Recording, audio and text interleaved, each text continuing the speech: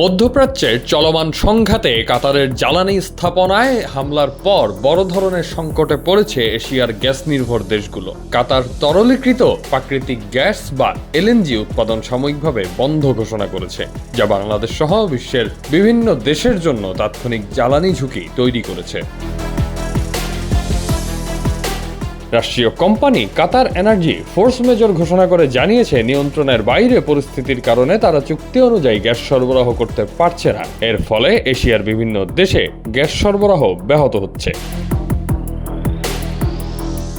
কাতার ও সংযুক্ত আরব আমিরাত মিলে পাকিস্তানের ৯৯%, বাংলাদেশের ৭২% এবং ভারতের ৫৩% এলএনজি সরবরাহ করে। ফলে সরবরাহ বন্ধ হয়ে যাওয়ায় বাংলাদেশ ও পাকিস্তান সবচেয়ে বেশি ঝুঁকিতে পড়েছে। বিশেষজ্ঞরা বলছেন, বাংলাদেশের গ্যাস খাতে আগে থেকেই দৈনিক প্রায় ১৩০০ মিলিয়ন ঘনফুট গ্যাস ঘাটতি রয়েছে। এই অবস্থায় সরবরাহ ব্যাহত হলে বিদ্যুৎ উৎপাদন ও শিল্প খাত মারাত্মক চাপের মুখে পড়বে।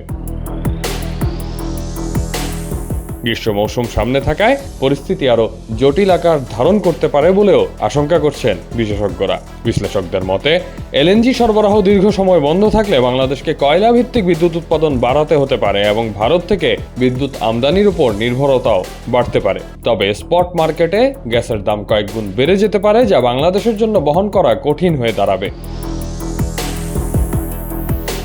এদিকে ইরান হরমুজ প্রণালী বন্ধ করে দেওয়ার সিদ্ধান্ত নেওয়ায় সংকট আরও গভীর হয়েছে। বিশ্বের প্রায় ২০% তেল ও এলএনজি এই প্রণালী দিয়ে পরিবাহিত হয়। ফলে এই রুটে বিঘ্ন ঘটায় বৈশ্বিক জ্বালানি বাজারেও বড় ধরনের অস্থিরতা তৈরি হয়েছে।